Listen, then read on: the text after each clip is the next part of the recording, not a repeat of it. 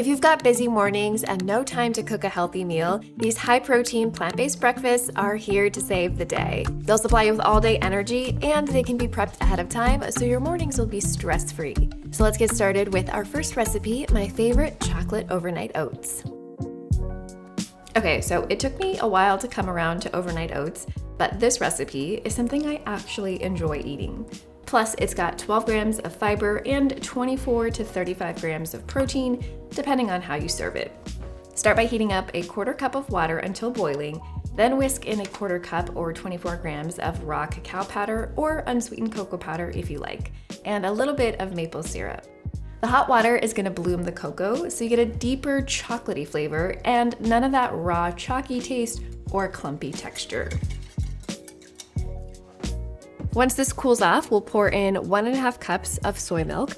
I really like this brand because it's made with just soybeans and water and has 9 grams of protein per cup. And then the same amount of a high-protein, unsweetened yogurt. These are a few plant-based options that I will typically use. Now the yogurt is serving a few different purposes here. It's gonna make the overnight oats creamier and richer than they typically are. It's also gonna bump up the protein content because this is a high protein yogurt. And finally, it's a fermented food, so you're gonna get all of those delicious good for you gut bacteria. I don't know if the gut bacteria themselves are delicious, but it's gonna be good for your gut, and that's always a good thing. In goes 1.5 cups of old-fashioned rolled oats. You don't wanna use quick oats because those are very fast digesting, and we're looking to make a breakfast that is satiating and will keep you full for hours. I'm also adding 3 tablespoons of chia seeds. These are really high in fiber, so they'll make the oats even more filling, and they'll give you a nice little omega-3 boost. Then a half teaspoon of cinnamon, a quarter teaspoon of kosher salt, and 1 teaspoon of pure vanilla extract. These 3 are really gonna help the chocolate flavor shine through. Okay, so this is what the texture should look like at this point, but it will thicken as it rests in the fridge because the chia seeds and the oats are gonna start to absorb some of that liquid. Now you can definitely just cover the bowl and pop it in the fridge overnight, but I like to transfer it into 3 different jars. That way in the morning, if I'm running around really busy, I can just grab one of the jars and have breakfast on the go. And by the way, overnight is just a convenient name. You can refrigerate these for an hour or 2 and they will be fine. And you can also customize them depending on your nutrition goals, your taste buds, and how much time you have in the morning. Personally, I've been on a weightlifting journey this past year because, well, I'm a woman in her late 30s and every corner of the internet has insisted that I will die if I don't lift weights. So on heavy lifting days, I might supplement with a half scoop of protein powder. To clarify, I actually really like lifting weights and no one is forcing me to say this, or to lift weights, I promise. I don't want the protein powder to make the oats chalky or gritty though, so first I'll make a slurry with a little bit of water and then mix that into the oats. Now if you have a super busy morning, you can just grab this from the fridge and get on with your day, but if you have a couple extra minutes, here are a few ways I like to finish these for a little extra fiber and flavor.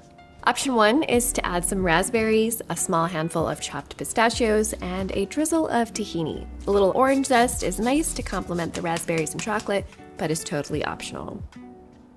Option 2 is to chop up a pear or an apple, spoon on some almond butter, and sprinkle on a little bit of extra cinnamon. If you're a subscriber to Meal Plans by Rainbow Plant Life, you can get this overnight oats recipe and all of our breakfast recipes right inside the app. You can add it to your weekly plan and scale the serving sizes up or down to meet your needs. If you're not a subscriber, don't worry, I'll share later in the video how you can access this recipe. Our next recipe is smashed edamame toast. It's a little like avocado toast, if avocado toast had personality.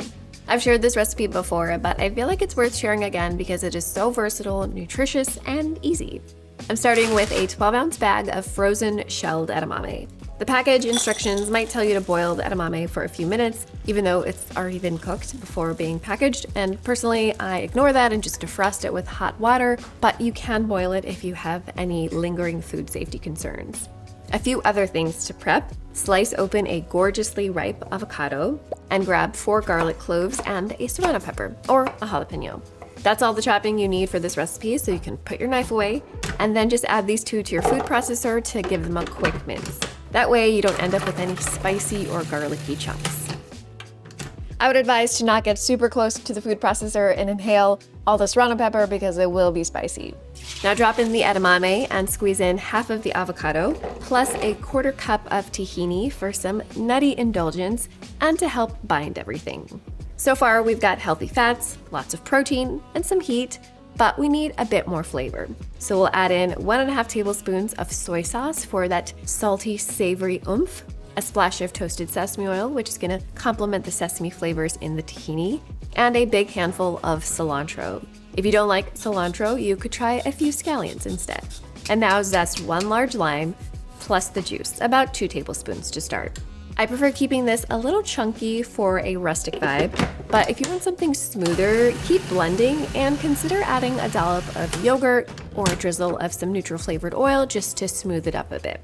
And then give it a taste, see if it needs more lime juice or salt or soy sauce, sesame oil, whatever you think it needs. You can store this in Tupperware or jars like this, and it will stay good in the fridge for up to 7 days. It might brown a little bit because of the avocado, but I promise it will still taste fresh. When it comes time to serve the edamame dip, nothing beats some good quality sourdough bread, which brings me to the sponsor of today's video, Wild Grain. Wild Grain is the first baked from frozen subscription box for sourdough breads, as well as artisanal pastries and fresh pastas. They source their products from small local bakeries, and the quality is so much better than anything you can find at a supermarket. I typically bake one of the loaves once a week, and it is super easy and hands-off. I just open the freezer and pop the loaf into the oven. That is it. I usually don't finish the whole loaf within a day or two, so I will store the leftover slices in the freezer, and then I can just quickly defrost them in the morning for a quick and easy breakfast. If you want to try out Wild Grain for yourself and get delicious bread delivered right to your doorstep, check out the link in the description box below and use code NISHA at checkout. You'll get $30 off your first order and free croissants for life. To layer in a little bit more protein, I'll sprinkle on some hemp seeds and smash those into the dip. And I normally top this with sauerkraut because it's so good for your gut. But today I'm adding pickled onions because, well, in all honesty, I might want to take a nice thumbnail photo for YouTube, and pickled onions are so pretty. Like many of you, I make my tofu scramble recipe all of the time, but today I'm sharing a slight variation, which I make occasionally so things never feel repetitive. And this week's version is inspired by the layered spice blends you'll find across the Middle East, particularly in the Levantine region. First things first, grab a block of firm tofu, which is just soft enough to mimic the texture of scrambled eggs without being so soft that it falls apart. I'm gonna press it for 10 or 15 minutes to get rid of some excess water because we want our finished product to be soft but not watery. And that'll give us plenty of time to whip up our eggy sauce. So into a bowl goes our spices, cumin, coriander, paprika, plus just a touch of cinnamon, cardamom, and freshly grated nutmeg. This is essentially a baharat spice blend. And then we'll add a bit of turmeric, which is mostly for color, and a generous amount of black pepper. We've got 2 more dry ingredients that make the scramble taste pretty similar to scrambled eggs.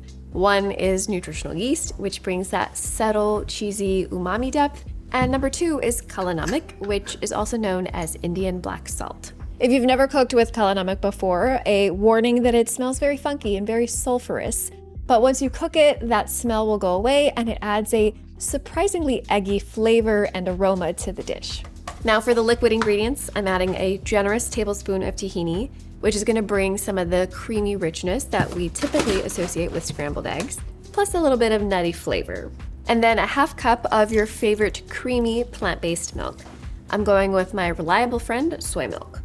We still have a little bit of time before the tofu is done pressing, so we can work on breaking down our aromatics. They bring a little extra flavor to this variation of the scramble, but if you are in a rush, feel free to skip them. If you are using them, you're gonna dice 2 medium shallots and then mince 4 garlic cloves. These are on the small side, so I'm gonna use 5. Okay, back to the tofu. All you need to do is to tear it into chunks like this. The craggy surface area is great because it makes more room for the eggy sauce to cling to. Now grab a large frying pan and get it over a medium-high heat with a bit of olive oil until it's shimmering. I'm using a nonstick pan, but you can use a stainless steel pan. Just make sure to preheat it adequately and add a little bit more oil as needed so it doesn't stick. The shallots need about 2 minutes until they start to soften, and then you can add the garlic for another minute or 2 until everything smells delicious. Now it's time to add the tofu, and the goal is to stir occasionally, so the exterior has a little bit of time to get lightly browned. If you see any big chunks of tofu at this point, you can just break them up with your spatula. Give that eggy sauce a quick whisk because some of the spices might have settled, and then just pour it in and gently fold the tofu around it with a silicone spatula. If you like a drier scramble, you might want to cook this for a couple minutes, but I like it saucy like this, so it takes just 30, maybe 60 seconds at the most. And then be sure to season with salt to taste and a pinch more of kalanamak if you want a little extra eggy flavor. Max and I eat a variation of the tofu scramble pretty often, so 90% of the time I'm doubling the recipe. And that way we both have 3 breakfasts during the week. This stuff will stay good in the fridge for 5 to 6 days. If it dries out a little bit, just reheat it with a splash of milk and it will be golden in color and also in flavor and texture.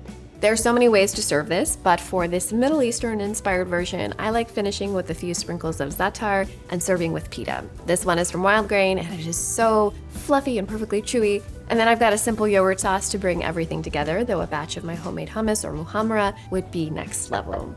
I always top mine with broccoli sprouts for a little nutrition boost, and typically a side of sauerkraut and some fruit for added fiber, but I'm running out of space on this plate, so you'll just have to use your imagination. All of the recipes from today's video are linked in the description box below in printable format, so give them a try.